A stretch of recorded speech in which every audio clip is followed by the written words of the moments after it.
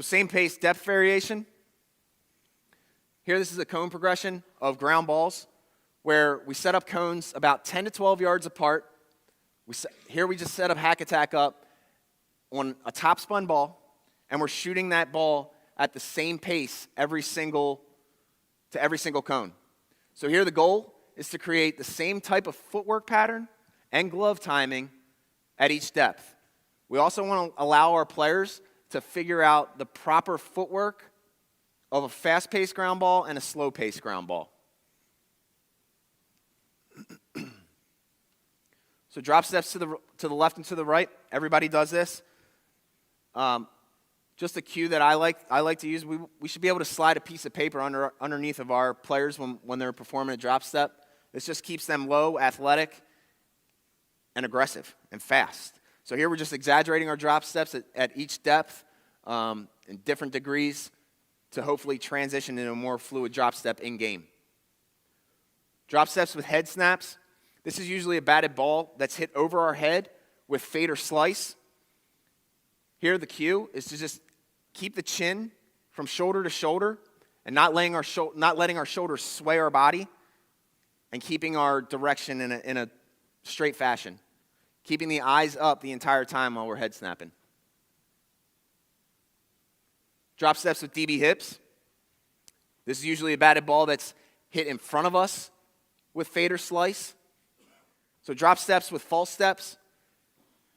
So not many times is the drop step going to be extremely precise. Not every batted ball is going to be perfect. So you can see in the video to the right, it's a misread, but he self-corrects. So blending false steps in your drop step drill prep can help players build a recovery system. It keeps them athletic, and it breaks up the monotony and the boringness and the roboticness of your drills and your players.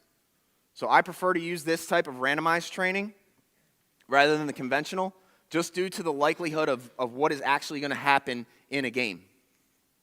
Here, just one partner just dictates the drop step in the direction he wants to go.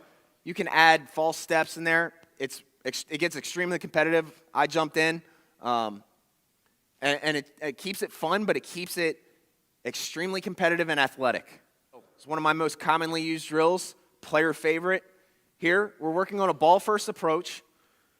We're working on our footwork efficiency, our drop steps, our route and angle efficiency, as well as 3 different batted ball profiles. So there's 4 different variations to the drill. The first one is a ground ball. The second is a line drive, fly ball, and unconventional, which is just kind of a mix of everything. So when performing the ground balls and the line drives, I have our players go to the left and to the right. A key for you coaches, you can see on the top here, his direction goes to the cone that he just came from. So that's kind of simulating like a long single down the left field line where he's got to throw it to second base. So we're not only working on the catch, but we're also working on the direction of where we want to actually throw. I think that's extremely important. The Y reaction drill, here we're just promoting fast twitch drop steps based on reaction. So here I'm as a coach, I'm instructing our player that he's sprinting towards the cone in front of him, which is only about 5 to 7 yards.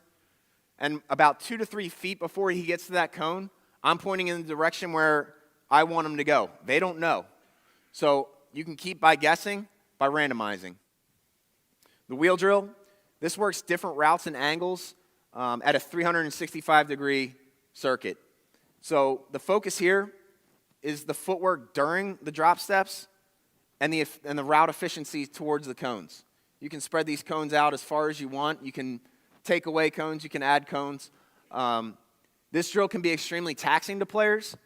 So you can see I'm giving that player a little bit of time to set up and work on an efficient drop step. If we're rushing through this and rushing through the drop step, it just diminishes what the drill is actually meant to be.